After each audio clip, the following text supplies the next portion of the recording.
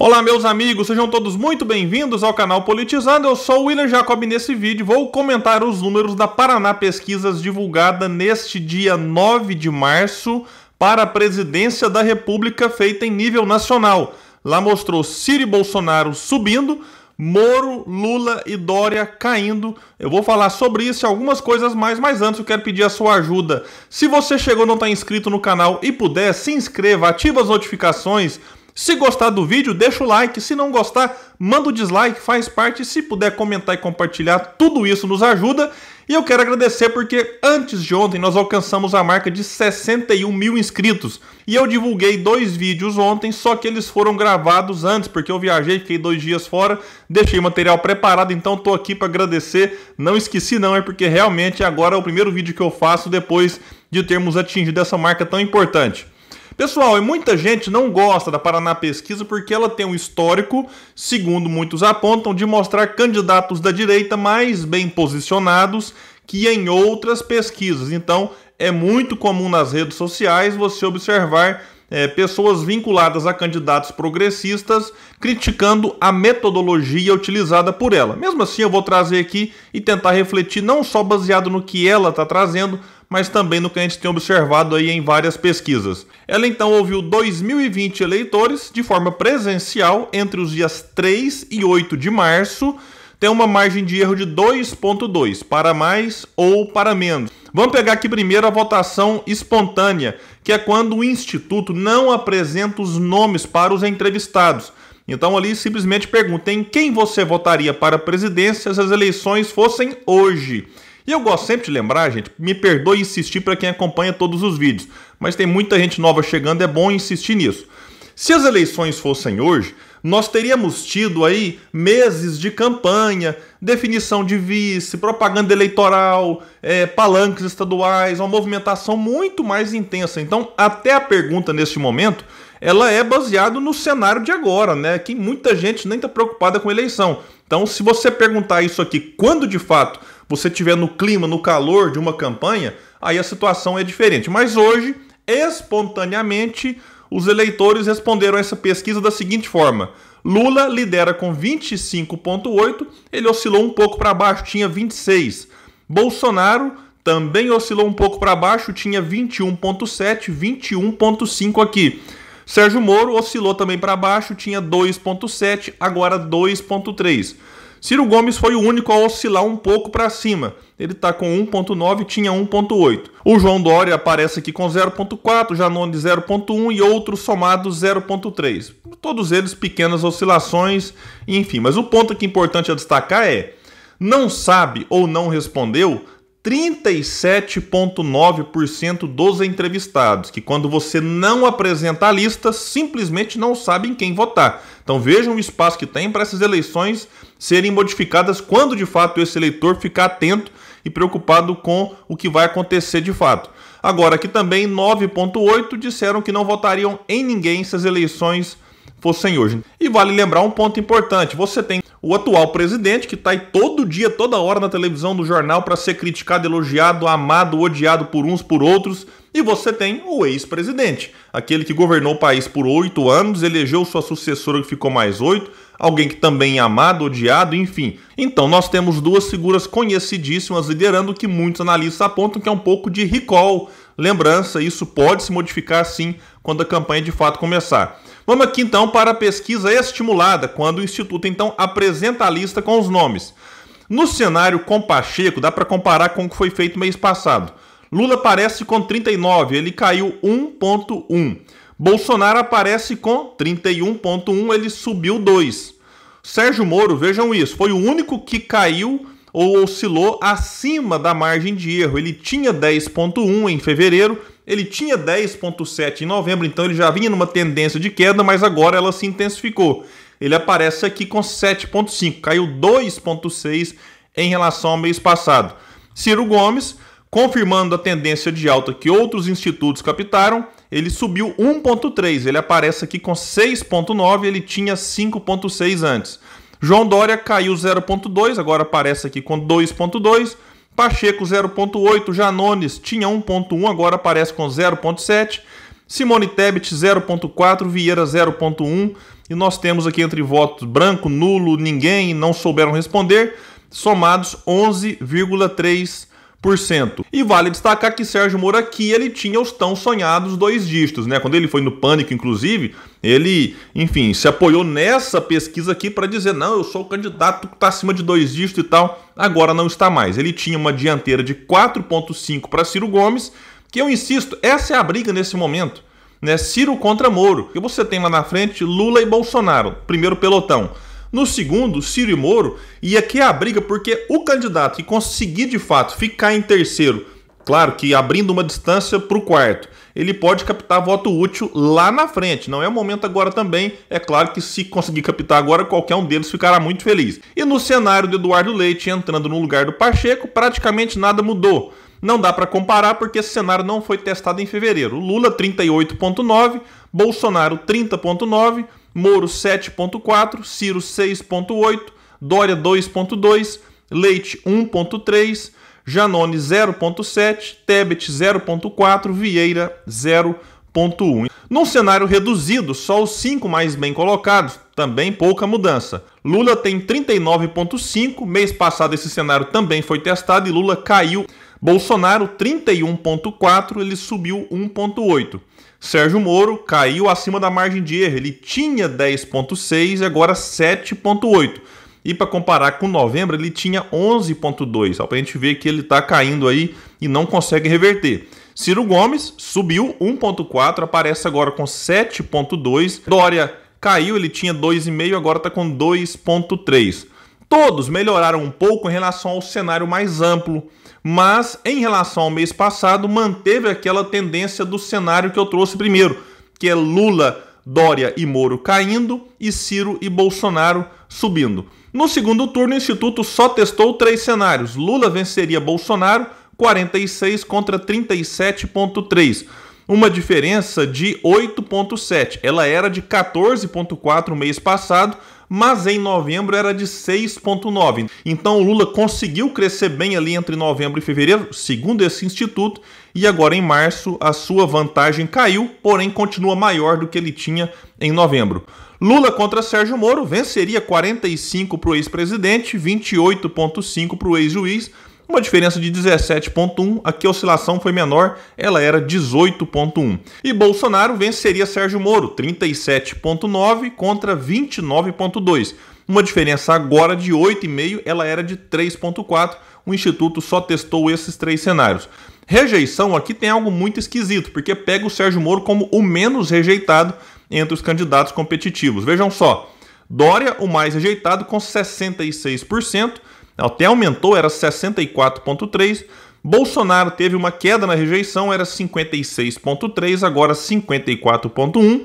Ciro Gomes caiu muito a rejeição dele, segundo este instituto, era 54,3%, caiu para 49,8%. O Lula tinha 45,8%, aumentou um pouco a sua rejeição, foi para 46,5%.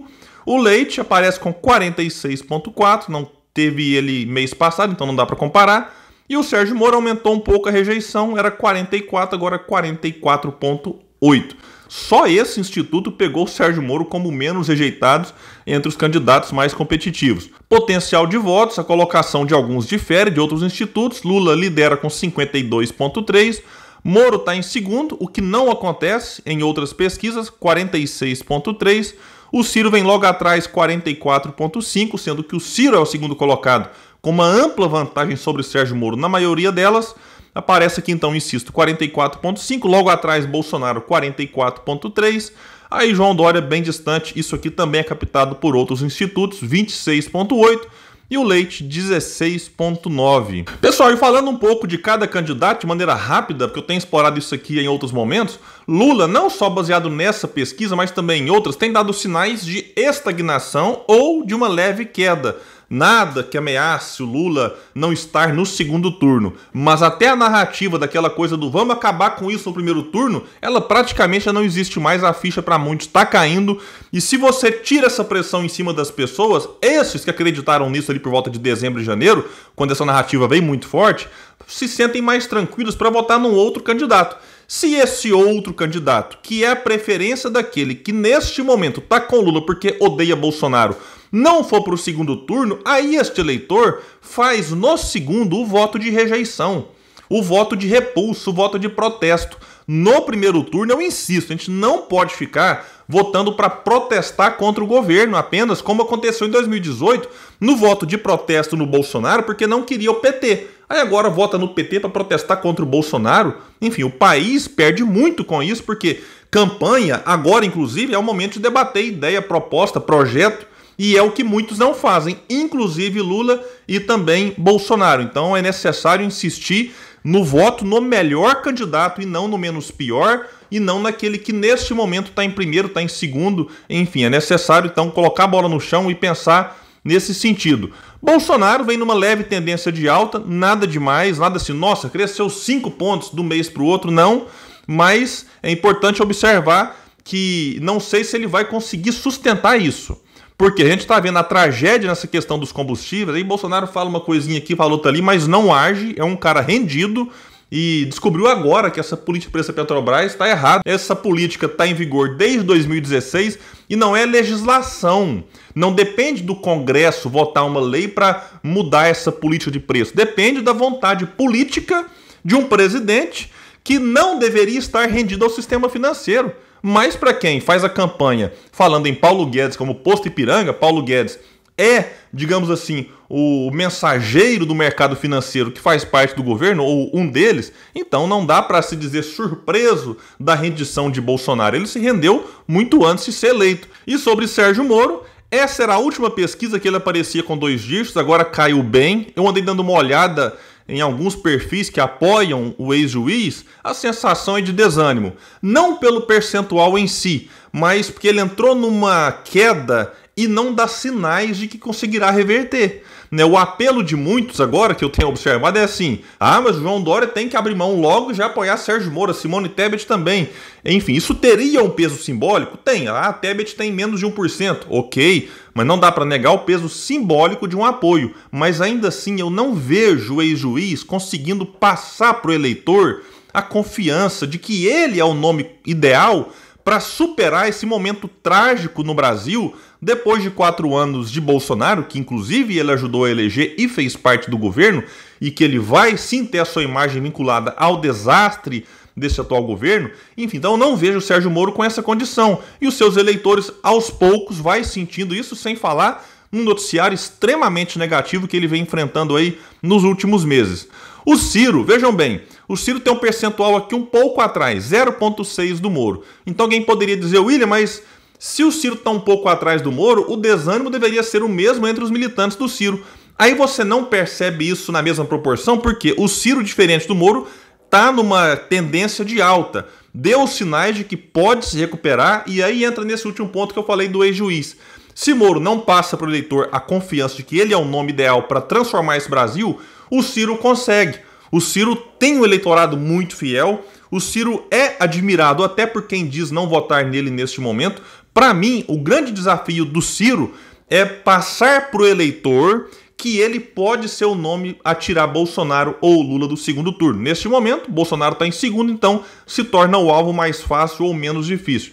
Se o Ciro passar essa confiança para o eleitor, eu acho que ele vai conseguir atrair muito apoio e aí ele sim cresce, se encorpa e tem maiores condições de chegar lá. E tempo para isso ele tem. A gente já viu em outras campanhas viradas históricas. Vamos lembrar 2014, faltando 2 semanas para as eleições, o Aécio Neves estava aí 13, 14, 15 pontos atrás de Marina Silva. Ele passou a Marina e abriu aí uma vantagem de 10 pontos, arredondando aqui.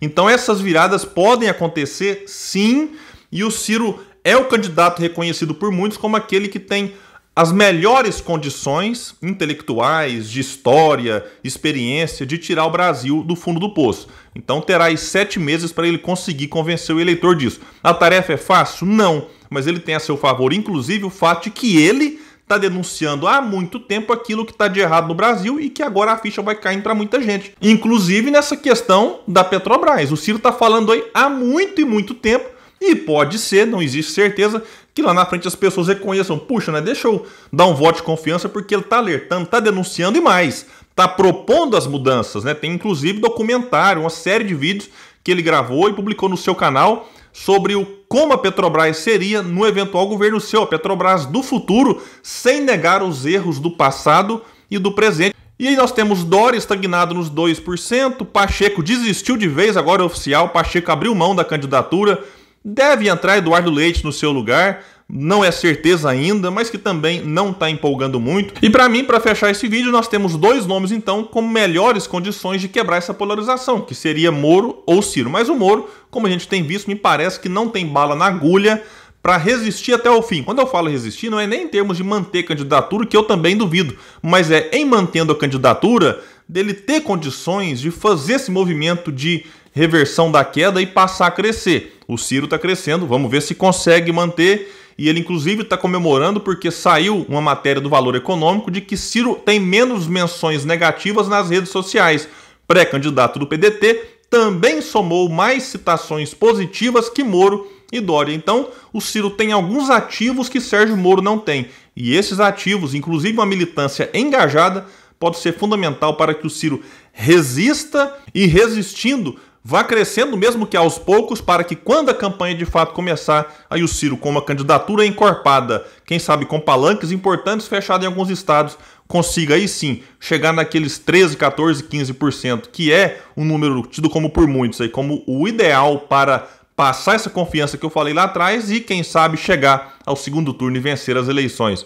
Vamos aguardar, tem muita água para rolar, tem muita coisa para acontecer e a gente vê como que de um mês para o outro, até questão de narrativa vai sumindo, vai aparecendo outras e a gente vai estar aqui sempre atento a todas elas para tentar trazer algumas reflexões. Pessoal, valeu e até o próximo vídeo aqui no canal Politizando.